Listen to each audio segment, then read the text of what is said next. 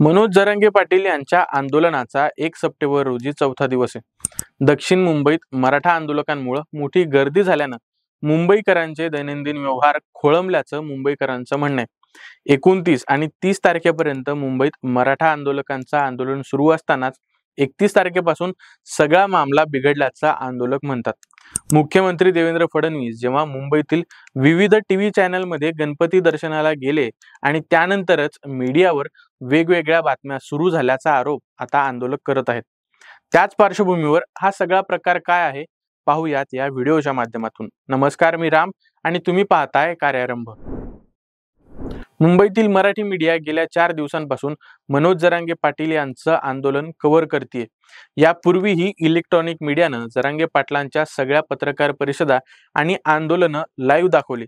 मात्र यावेळी परिस्थिती थोडी वेगळी आहे। आंदोलक मुंबईत आहेत आणि या आंदोलकांना मुंबईबद्दल मोठ्या प्रमाणात कुतूहल आहे। त्यामुळे कुणी शेअर बाजारात जाते तर कुणी मॉलमध्ये जाते, कुणी रेल्वेने फिरतंय तर कुणी रस्त्याने घोषणा देताना दिसते।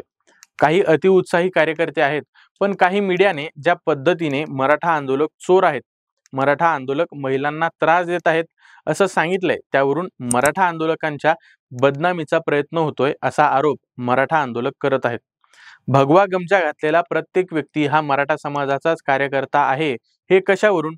ज्याप्रमाणे पोलिसांच्या वेशात येऊन काही जण लुटतात, त्याचप्रमाणे भगवे रुमाल खांद्यावर घेऊन लुटमार करणारे सक्रिय झाले नाहीत याची काय गॅरंटी, असा सवाल आता मराठा समाजाकडून उपस्थित होत आहे।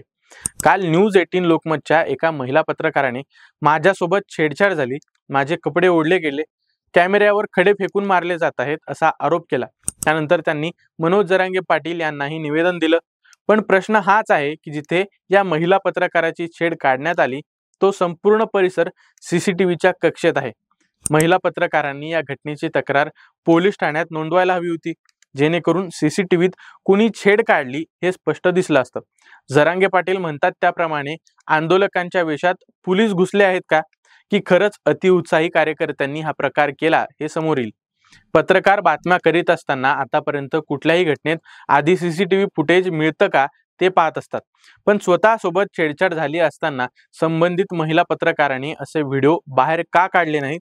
शिवाय महिला पत्रकारासोबत सतत कॅमेरा असतो, त्या कॅमेऱ्यात एखादा तरी मराठा आंदोलक का कैद झाला नाही, असे अनेक प्रश्न आता उपस्थित केले जात आहेत। संबंधित महिला पत्रकारांना मुंबईत मराठा आंदोलकांमुळे असुरक्षित वाटतंय, पण एका विदेशी महिलेला मराठा आंदोलकांसोबत असुरक्षित वाटत नाही अशा प्रकारचा व्हिडिओ आता मराठा आंदोलकांकडून पोस्ट केला गेलाय। ज्या ठिकाणी लाखोंचा जनसमुदाय एकत्र येतो अशा वेळी गर्दीत घुसताना अपवादात्मक धक्काबुक्कीचा प्रकार होऊ शकतो याची जाणीव पत्रकार म्हणून आपल्याला आहेच, पण आंदोलनाला बदनाम करण्याचा प्रयत्न होत असेल तर हा प्रयत्न मराठा समाज खपवून घेणार नाही असं दिनकर शिंदे या फेसबुक युजरनं म्हटलंय। मात्र हा सगळा प्रकार मुख्यमंत्री देवेंद्र फडणवीस इलेक्ट्रॉनिक मीडियाच्या कार्यालयात गणपतीची आरती करायला गेल्यानंतरच का घडला? त्यानंतरच मराठा आंदोलकांचे दोष दाखवण्याची स्पर्धाच मराठी इलेक्ट्रॉनिक मीडियामध्ये लागलेली दिसत आहे असा आरोप मराठा समाजाचे कार्यकर्ते करीत आहेत।